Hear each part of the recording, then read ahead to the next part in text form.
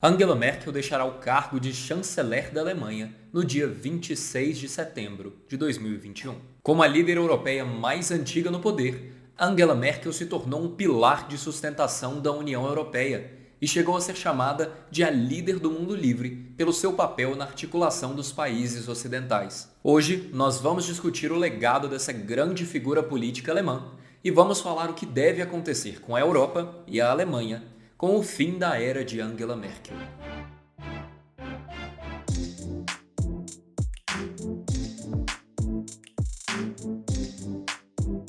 Olá, seja bem-vindo ao Nick Internacional.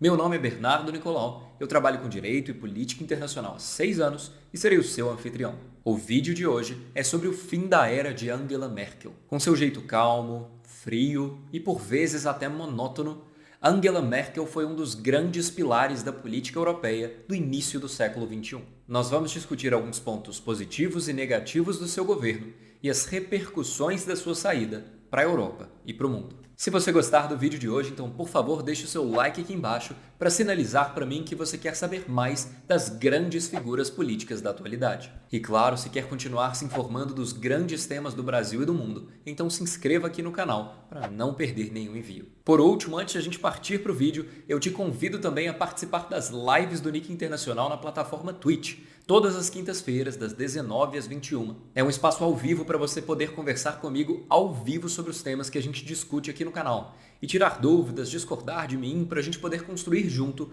conhecimento sobre política internacional. Mas agora sim, sem mais delongas, vamos ao vídeo de hoje. Vamos começar com um pouquinho de contexto. Angela Merkel. Você pode pensar o que quiser sobre ela.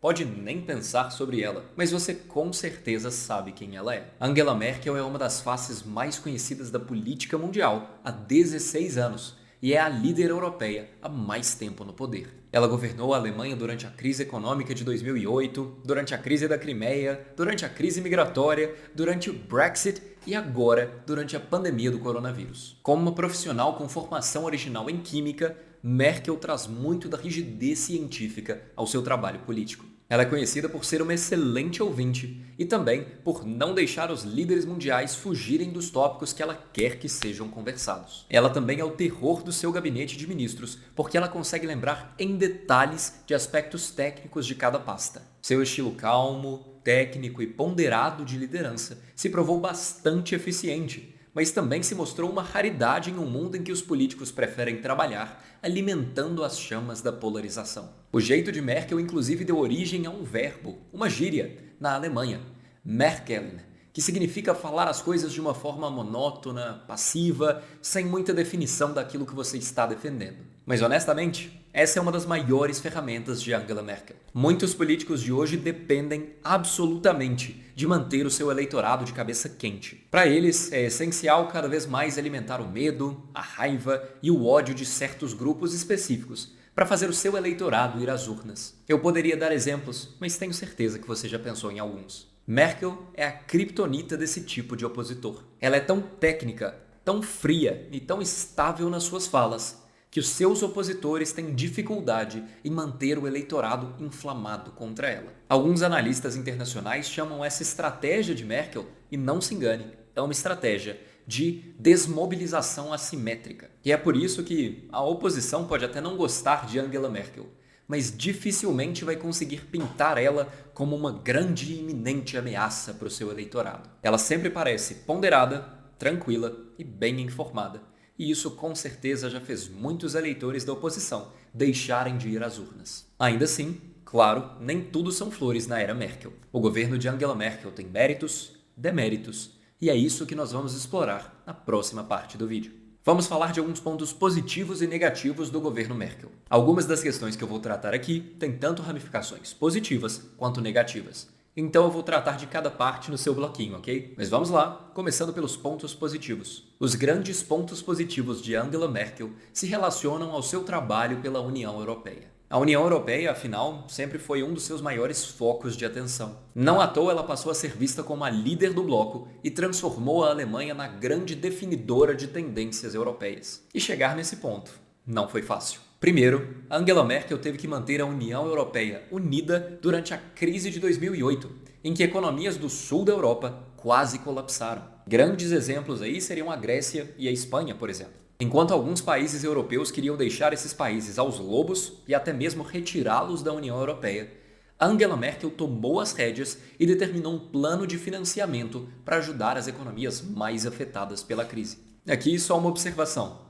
Os planos de recuperação econômica que Merkel propôs, por exemplo, à Grécia, foram bastante austeros e bastante impopulares com a população grega e deram inclusive origem a partidos anti-austeridade como o Syriza. Ainda assim, é inquestionável que a simples decisão de oferecer algum tipo de auxílio a esses países em meio ao auge da crise de 2008, ainda mais peitando outros países do bloco europeu, foi uma das decisões que manteve a Europa unida até a crise passar. Depois disso, Angela Merkel teve que lidar com a crise migratória, quando milhões de refugiados do Oriente Médio e do Norte da África tiveram que se dirigir à Europa para fugir da crescente instabilidade nos seus países de origem. Enquanto alguns países europeus defenderam de forma absoluta o fechamento das fronteiras, o posicionamento de Merkel, num primeiro momento, foi pela recepção dos imigrantes. Nós conseguimos, era o que ela dizia. Foi um posicionamento humanístico?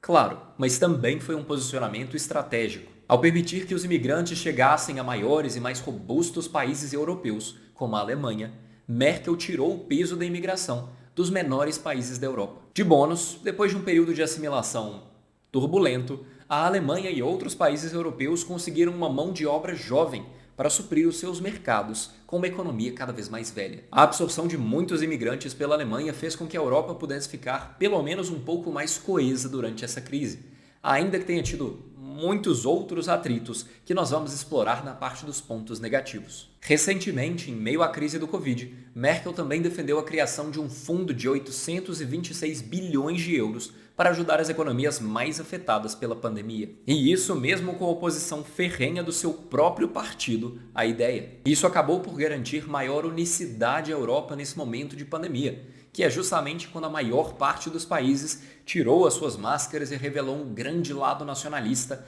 ao reter exportações de vacinas e equipamentos médicos. Com certeza, esse foi um dos fatores que garantiu que a União Europeia ficasse unida durante essa crise. E considerando esses fatores todos, uma coisa pelo menos nós podemos dizer: se a União Europeia está firme, forte e de pé, é por causa dela.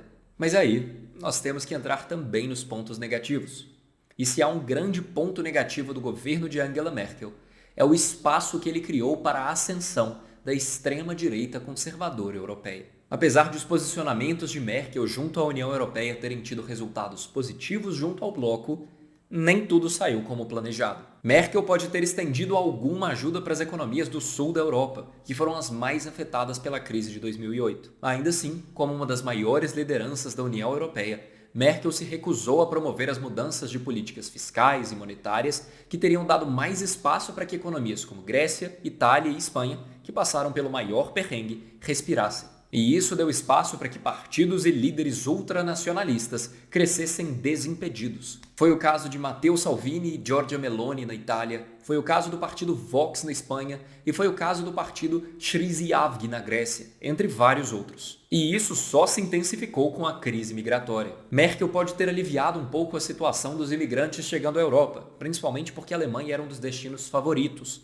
Mas, eventualmente, a posição do eleitorado alemão cobrou seu preço e Merkel teve que fechar as fronteiras. Outros países tiveram mais dificuldade de fazer isso. Grécia, Espanha e Itália, claro, também estavam nesse bolo. Além deles, países como a Hungria, a Polônia, a França e outros países intermediários também receberam muitos imigrantes. O problema nisso é que um fluxo tão grande, tão rápido, de pessoas tão diferentes chegando nos países europeus, acabou por alimentar um sentimento muito forte de xenofobia e racismo. A política de Merkel de acolher esses imigrantes não foi muito bem explicada nem para os seus conterrâneos, que se sentiram bastante assustados de terem que acolher tantos imigrantes tão rápido. E isso acabou virando uma bola de neve de medo e desconfiança. Episódios isolados de crimes cometidos por imigrantes de repente se tornavam notícias virais. Aquilo que era a exceção começou a ser vendido como se fosse a regra para os imigrantes, e foi esse o rosto da imigração vendido para a Europa. E quem se beneficiou disso?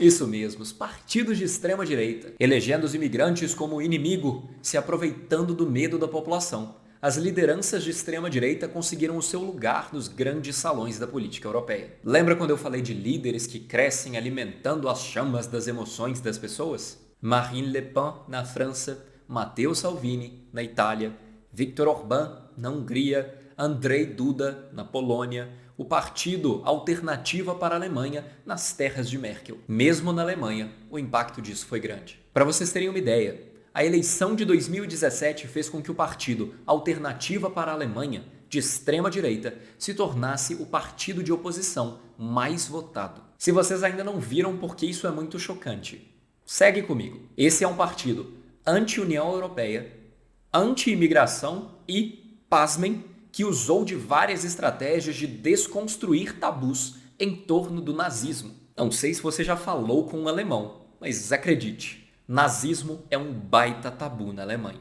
Se alguém se torna um dos partidos mais votados desconstruindo tabus em torno do nazismo, alguma coisa está errada. E essa foi a primeira vez que um partido de extrema-direita teve relevância eleitoral na Alemanha desde a Segunda Guerra Mundial, o que é preocupante. E não para por aí. Como eu havia mencionado, nós vimos também com esse processo todo a ascensão de líderes populistas autoritários de direita, como Viktor Orbán na Hungria e Andrzej Duda na Polônia. E um outro lado negativo da atuação de Merkel enquanto líder do bloco europeu foi não ter enfrentado esses governos antidemocráticos de cara quando teve a chance. Hoje é difícil.